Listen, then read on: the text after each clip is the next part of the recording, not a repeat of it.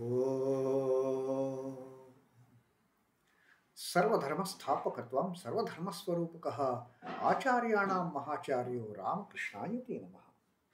O establisher of all the faiths, embodiment of all the religions, the greatest teacher among all the teachers, O Sri Ramakrishna, my salutations to you. Namaste, Pranam. Brahmajnanis, after attaining the knowledge of the self, after attaining the knowledge of Brahman, some of them, they too come back and retain their ego of knowledge, retain their right ego in order to teach others. Like Sri Ramakrishna told us about the case of Shukadeva. Shukadeva was a Brahmajnani and he came back from that highest pinnacle of attainment of Brahman. Of course, some people, he said, some people, they say he has not plunged into the ocean of Brahman at all. He just went to the ocean, touched the water from near the surface, from near the bank, and just came back. Even with that touch, he had such a great amount of knowledge. But that was the opinion of some people. Sri Ramakrishna says most people believe that he had plunged into the ocean. He had taken a deep dive into that ocean of Brahman, and after attaining the knowledge of Brahman, after attaining the Brahmajnana, he came back to the worldly life with the focus of teaching the spiritual aspirants, with the only karma of providing the spiritual instructions to the spiritual seekers. And he was the one who recited the great Bhagavatam to King Parikshit when he was performing that yajna, that sacrifice. So that is how Shukadeva, he came back. And there have been instances of other Brahmajnanis like Shankaracharya, like Trailanga Swami. Sri Ramakrishna has clearly indicated he is a Brahmajnani, but he has retained his ego of knowledge. That unripe ego, that bloated ego, that inflated ego, that ego of I, me and mine, that ego is totally destroyed. Now it is only the ego of I am the Divine Mother's child. I am the servant of my master. I am a Jivatman of that Paramatman. That is how these great Brahmajnanis, they come down to the normal plane, and God keeps the ego of knowledge in these realized souls, in these illumined souls, in these enlightened souls. Now, it is a natural curiosity, it is a natural fear among the worldly people that if by chance, if I get to this Brahmajnana, will I be able to control the organization for which I am working? Will I be able to maintain the organization which I have created? So the worldly people, they always have their interest in their organizational existence. So one devotee now asks a question as if the devotee is going to get Brahmajnana and still going to take care of the organization for which the devotee is working. Now devotee asks this question to Sri Ramakrishna. Can one keep up an organization after attaining the knowledge of Brahman? If I attain Brahmajnana, if I attain that ultimate realization, will I be able to hold my organization intact? Will I be able to have the complete control of my organization? Whether it is a spiritual organization, whether it is a organization towards social reforms, whether it is an organization for any business proposition, will I be able to have complete control over my organization? Now, what Sri Ramakrishna has said. Sri Ramakrishna had discussed this topic. He had answered this topic once during the discussion with Sri Keshab Sen also. Keshab Sen also had this dilemma that what happens after attaining Brahmajnana, And Sri Ramakrishna had told it is extremely difficult. So that particular instance, Sri Ramakrishna is once again quoting here in the reply to the doubt that this devotee has raised. Can one keep up an organization after attaining the knowledge of Brahman? Sri Ramakrishna says, once I talked to Keshab Sen about the knowledge of Brahman. He asked me to explain it further. Same question he asked. Will I be able to hold my Brahmo Samaj together? I said, if I proceed further, then you won't be able to preserve your organization and your following. Sri Ramakrishna clearly told, if I tell you further on this, whether after attaining Brahmajnana, you will be able to have control over this Brahmo Samaj. You will be able to have control over these followers, those who are following the Brahmo Samaj principles and practices. Then Sri Ramakrishna says, if I tell you everything of our days, then this organization will just collapse. He says, if I proceed further, then you won't be able to preserve your organization as well as the following. It will just disperse. Hearing this reply from Sri Ramakrishna, Keshab Sen then clearly said, then please stop here, replied Keshab. He says, no, I want to have control over my organization. I want to have control over the following of this organization, the followers of this organization. Please don't teach me Brahmajnana. Let me control my organization. Let me run this Brahmo Samaj, the Sadharan Brahmo Samaj, as I am running at the moment. And hearing this reply that Keshab gave, all the devotees, they started laughing hearing that reply from Sri Ramakrishna. But Sri Ramakrishna again continued. But still I said to Keshab, I and mine indicate ignorance. I have started this organization. I am the creator of this organization. I am the leader of this organization. All this feeling of I and mine, it is an indication of ignorance. It is an indication of darkness. I and mine indicate ignorance. Without ignorance, one cannot have such a feeling as I am the doer. These are my wife, my children, my possessions. That is my name and fame. That is the ignorant I. Without this I can never have this feeling. This is my family. This is my friend circle. These are my acquisitions. These are my possessions. These are my achievements. All this me and mine, starting with I, is because of the ignorance, because of the Maya, because of the illusion. Thereupon Keshab said, Sir, if one gave up the I, nothing whatsoever would remain. If I is gone, then what is there in this world for anybody? I is the one which is making us move around. In that darkness of ignorance, we are moving around with this inflated I. I am doing it. This is my family. This is my friends. This is my circle. This is my position. All these things because of this wretched I. So Keshab Sen really, he immediately replied, he commented upon Sri Ramakrishna's teaching. He said, if I is gone, then there won't remain anything. Thereupon Keshab said, Sir, if one gave up the I, nothing whatsoever would remain. I assured him and said, I am not asking you to give up all of the I. Sri Ramakrishna tells him, don't worry. You don't destroy the I in its totality. You destroy the unripe I. Let the ripe I remain there. Let the ego of knowledge remain there. Let the I of being a child of the Divine Mother remain there. Not the I as a doer. Let that wretched I, let it die. Let it get destroyed. Destroy this wretched I as I am the doer. He is the doer. Have that attitude. He is the doer and I am just an instrument. Let that I remain.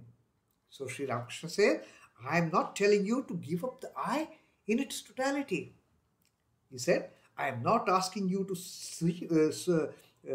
I am not asking you to give up all of the I. You should give up only the unripe I. The unripe I makes one feel I am the doer. That is the unripe I. You retain the ripe I. This feeling of I am doing, I am responsible, I am creating everything, I am the leader of this organization, I am the leader of these followers of mine. All these things associated with the unripe I, you just remove all these things. Get rid of the unripe I. Get rid of the unhealthy, the wretched I. The ripe I you must retain. And what is that ripe I? Sri Ramakrishna will tell you now.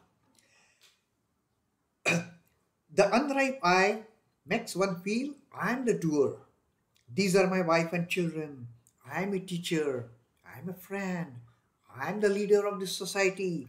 All these I, these are the indicators of the unripe I. Renounce this unripe I and keep the ripe I, which will make you feel you are the servant of God. The moment you destroy this unripe I and retain the ripe I, retain the Paka Ami. That is what Sri Ramakrishna always used to say. Remove the Kacha Ami, remove the unripe I, and retain the Paka Ami, retain the ripe I. This ripe I, what it does? This ripe I gives us the realization, I am the child of the Divine Mother. This ripe I gives us the realization, I am the servant of this Master. This ripe I gives us the realization, I am a devotee and he is my deity. That is what the ripe I does. I can never go. So Sri Ramakrishna says, since I can never be destroyed in totality, better convert this rascal, wretched I to the holy I, to the ripe I, to the servant I, to the child I, to the devotee I. He is the doer.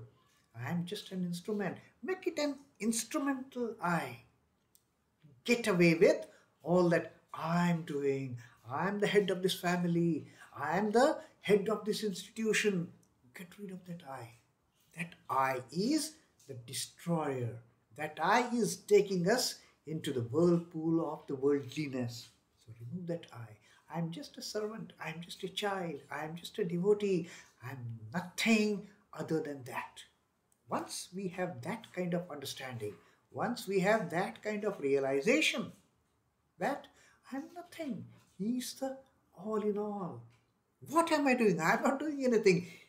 He is getting the things done through me. My mother is getting the things done through me. Once that understanding dawns, then this wretched I gets converted to the pious and holy I. This unripe I gets converted to the ripe I. I am a teacher. Renounce this unripe I and keep the ripe I, which will make you feel that you are the servant of God, you are his devotee, and that God is the doer and you are his instrument. Get into that mode. And then the devotee again asks, can the ripe I form an organization? He says, now you are talking about, you are telling us to get rid of this unripe I, the wretched I, the I which is binding us to this worldly life. If I get rid of this wretched I, if I get rid of this unripe I, with the ripe I, will I be able to form an organization? You see, that instinct of doing something with the I motive is always there.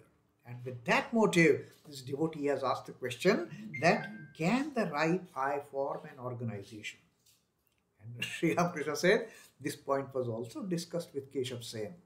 And he said, I said to Keshab Sen that the I that says I am a leader, I have formed this party, I am teaching people, is the unripe I. It is very difficult to preach religion.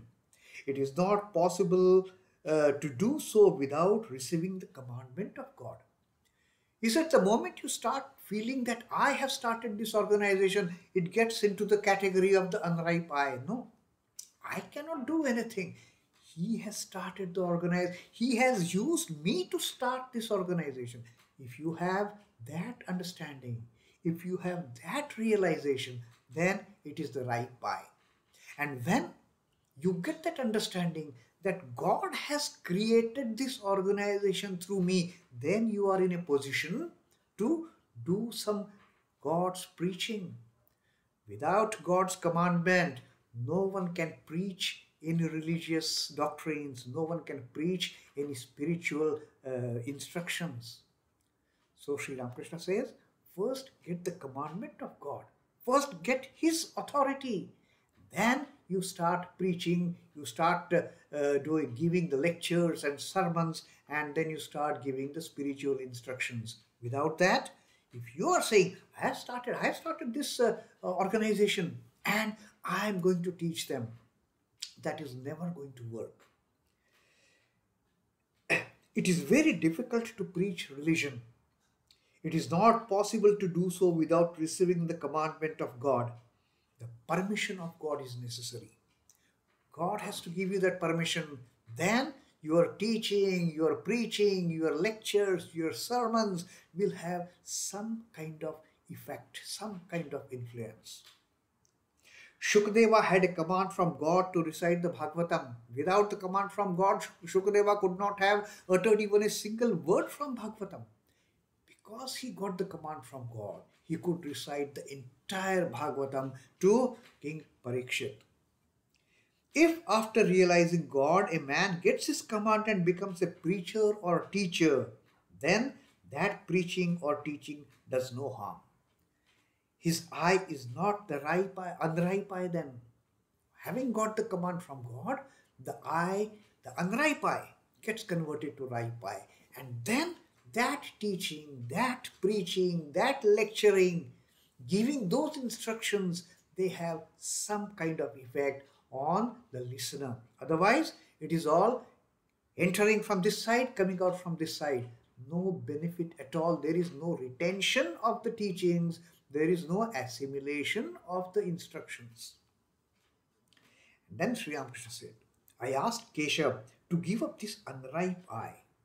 The ego that feels I am the servant of the God and lover of God does not injure one. Very clear terms Sri Ramakrishna has explained. You have the ego of I am the servant of the God. You have the ego of I am the lover of the God. Retain the ego of I am the child of the Divine Mother. That will never ever create any problems for the spiritual aspirant. I said to him, you have been constantly talking of your organization and your followers. But people also go away from your organization. There was a huge split in the Brahmo Samaj over some issue related pertaining to Keshab Sen's daughter's wedding. And the Brahmo Samaj got split. The Brahmo Samaj got split into Adi Brahmo Samaj and Sadharan Brahmo Samaj. So Sri Ramakrishna clearly told him, since you have started this organization with the unripe eye, even the organization then splits. And we have actually seen that all such organizations which take birth, which start on the base of the unripe eye, all those organizations, they keep on splitting into different factions, into different sects. And then Keshab said, it is true, sir. After staying in it several years, people go to another organization. What is worse? On deserting me, they abuse me left and right. Keshab says, what you are saying, Keshab is telling Sri Ramakrishna, what you have said is absolutely right. It's not just they leave my organization, start another organization, but they start abusing me, they start criticizing me, they start calling me by names right and left. This is what you have noticed happening in my organization, and which is very true.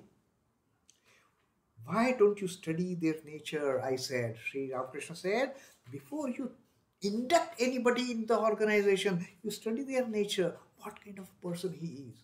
Is he going to give you a good support? Is he going to give you a good help in running this organization, you study the nature of that person first. You just keep on taking all those who come to you, all and sundry. You take them as your followers, and then you end up in trouble like this. Is there any good in making anybody and everybody a disciple? What a wonderful teaching Sri Ramakrishna has given. Don't go just by the allurement, by the attraction of creating a huge following. Select your followers. Like Sri Ramakrishna had selected his disciples, he had chosen his disciples. And not only that, he had also told his disciples, you test me. And if I pass in your test, then you accept me as your guru, not before that. So Sri Ramakrishna had a very strict control of judging his disciples. And in this connection, let me tell you one thing that our Ma had spoken. Once somebody told Ma, see, Thakur's disciples, very chosen few, they are so dedicated, they are so knowledgeable, they are all so devoted. And look at your disciples. You sundry, you just, whosoever comes to you, you become their guru, you make them your disciples. And then Sri Ramakrishna says, Ma says to that child, Ma says, look, with what great care and inspection, testing, Sri Ramakrishna selected those chosen few as his disciples. Just 16 or 17 monastic disciples, and then a very few householder disciples, maybe not going beyond 30. So he selected them, he tested them, and he taught them. And look at me. Sri Ramakrishna has put all this big line of ants to come to me as my disciples. What can I do? I cannot do anything. They all come to me calling mother, mother, mother, mother, and I give shelter to all of them who come to me calling me as mother. So that is the difference between mother's disciples and Sri Ramakrishna's disciples. Mother, out of her motherly love and affection, she accepts everybody. She doesn't have any criteria. Oh, he is brilliant. Oh, he is more devoted. Oh, he has got a better bhakti. No. For mother, all are her children. And she is taking the responsibility, because mother said, till the time the last disciple gets his enlightenment, gets her enlightenment, his illumination, I won't be relieved from this responsibility of being their mother. So that is how Sri Ramakrishna and our Ma, they work through their compassion for their children, for their disciples. Om Namah Shri Bhagavate Ramakrishnaya. Sri Ramakrishna Arpanamastu. Jai Thakur, Jai Ma, Jai Swamiji.